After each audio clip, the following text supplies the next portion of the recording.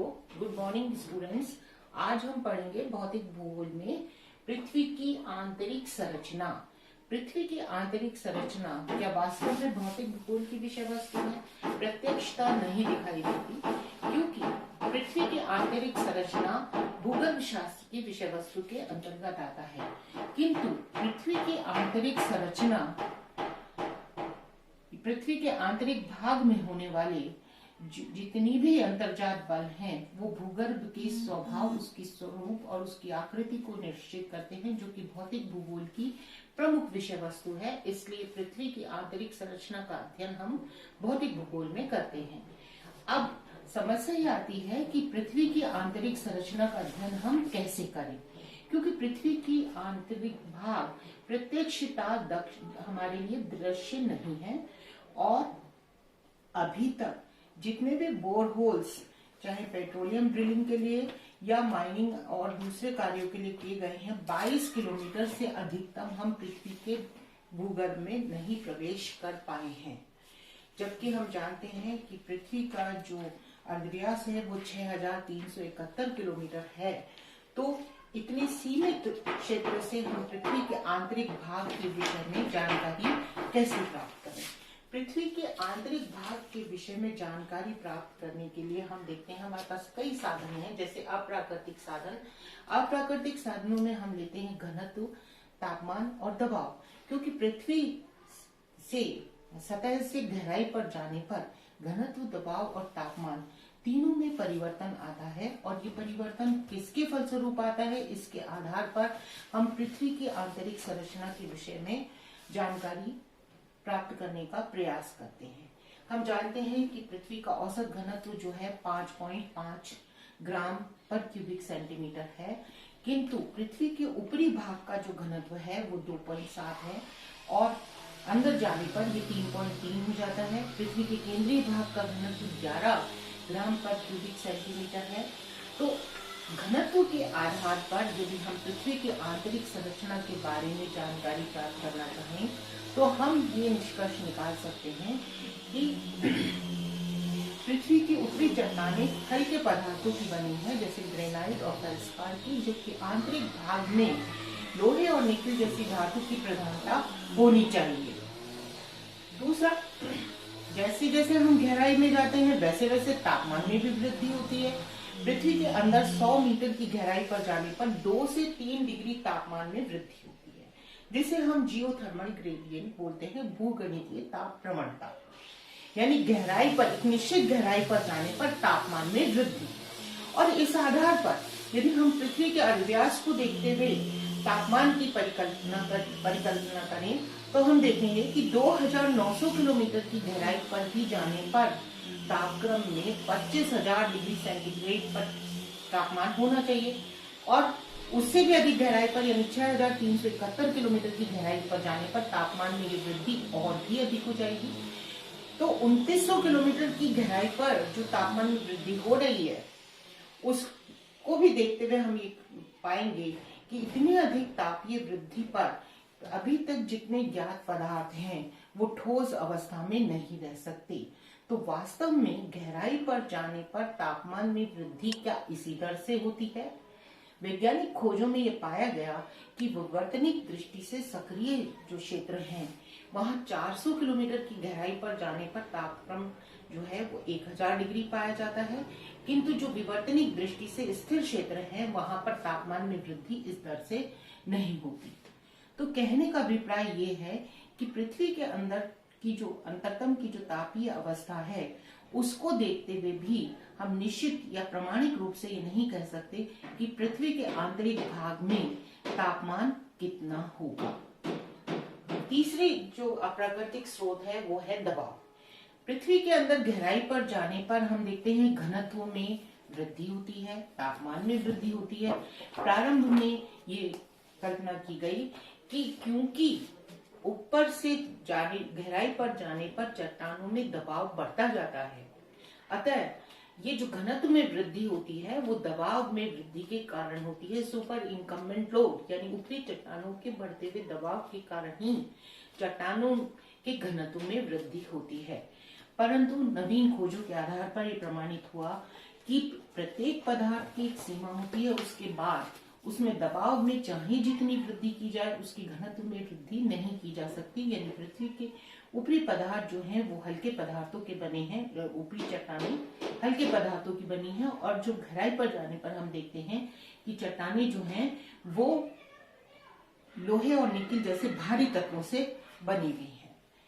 तो प्रथम जो स्रोत है जानकारी देने वाला अप्राकृतिक साधन, उससे हम निश्चित या प्रमाणित तौर पर पृथ्वी के आंतरिक भाग के विषय में कुछ भी नहीं कह सकते। दूसरा हम लेते हैं कि पृथ्वी की उत्पत्ति कैसे हुई। पृथ्वी की उत्पत्ति के बारे में भी विभिन्न प्रकार के सिद्धांत प्रचलित हैं। पृथ्वी की उत्पत्ति से जो संबंधित सिद्धांत हैं उनसे संबंधित साक्ष्यों के आधार पर भी हम पृथ्वी के आंतरिक भाग के विषय में जानकारी प्राप्त कर सकते हैं।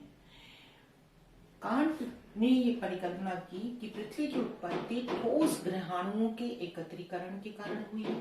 तो क्या हम ये माने कि पृथ्वी की उत्पत्ति जो है वो ठोस ग्रहाणुओं के एकत्रीकरण से हुई है, इसलिए पृथ्वी का आंतरिक भाग भी ठोस होना चाहिए। जबकि ज्वारीय परिकल्पना में ये माना गया कि पृथ्वी की उत्पत्ति जो है सूर्य से मिश्रित ज्वारीय पदार्थ से हुई है।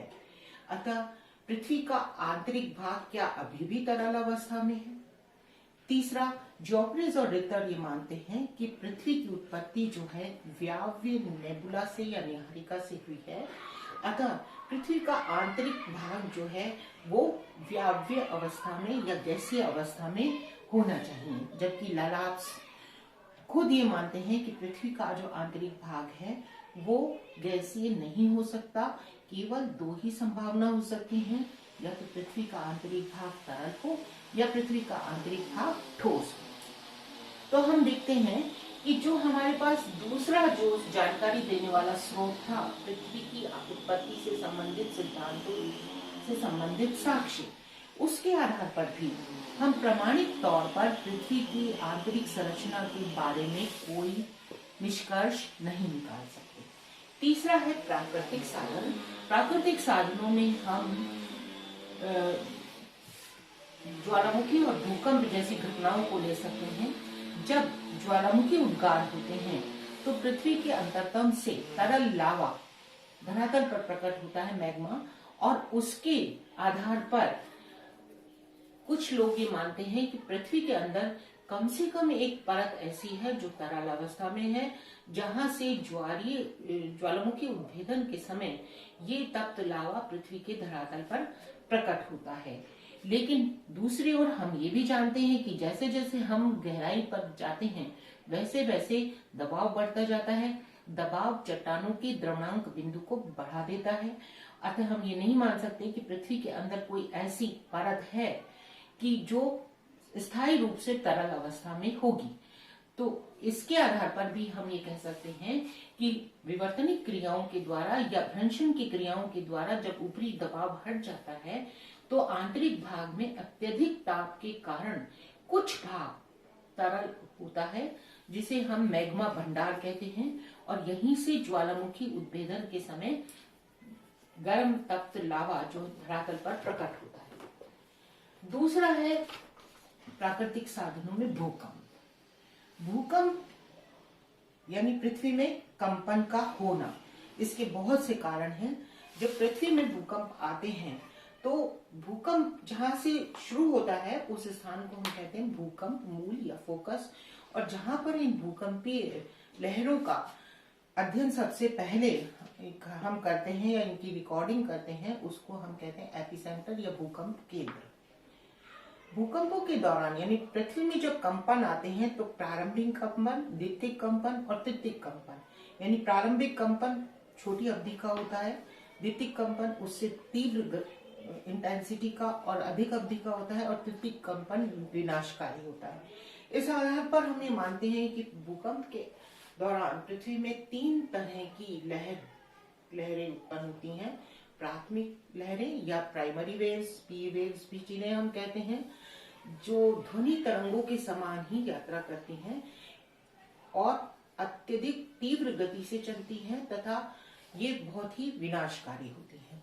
सेकेंडरी या गौण लहरें, द्वितीय प्रकार की लहरें जो प्रकाश या जल तरंगों की तरह, जिनमें कणों की गति ऊपर नीचे दोलन होता है, उस तरह से यात्रा करती हैं। और तृतीय प्रकार की जो सरफेस वेव्स हैं या लॉन्ग वेव्स हैं या एल वेव्स हैं, वो धरातल के ऊपरी भाग को ही प्रभावित करती हैं। इन भूकंपीय तरंगों के अध्ययन के आधार पर यह पाया गया, जब अप्राकृतिक रूप से इन भूकंपों को प्रयोगशाला में उत्पन्न करके इन तरंगों का अध्ययन किया गया, तो ये पाया गया कि ये भूकंपीय लहरें यदि समान घनत्व वाले ठोस में से प्रभावित होती हैं तो इनकी गति में परिवर्तन नहीं होता, लेकिन जैसे ही उस ठोस भाग के घनत्व में अंतर आता है, वैसे ही इनकी गति में भी परिवर्तन आता है। और वैज्ञानिकों ने अध्ययन करके पाया कि इनकी गति में 3 जगह परिवर्तन आता है। दूसरा, ओल्डहम ने 1909 में यूगोस्लाविया में ये पाया कि जो एस वेव्स हैं यानी द्वितीय प्रकार की लहरें हैं, वो भूकंप केंद्र से 120 डिग्री की दूरी पर या 2900 किलोमीटर की दूरी पर लुप्त हो जाती हैं।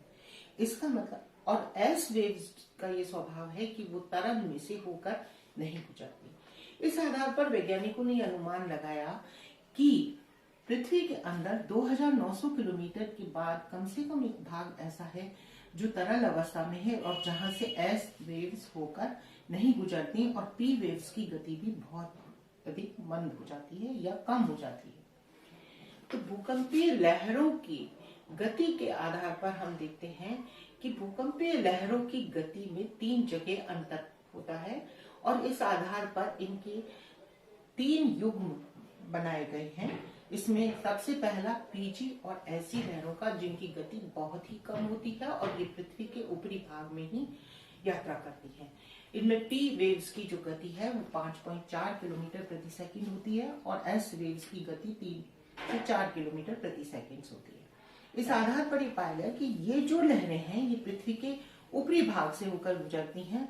पृथ्वी के इस भाग में चट्टानों का घनत्व बहुत ही कम है और ये ग्रेनाइट या फेल्डस्पार जैसी चट्टानों से बना हुआ है। दूसरा जो युग्म है भूकंपीय लहरों का वो कहलाता है पी स्टार और एस स्टार लहरों का।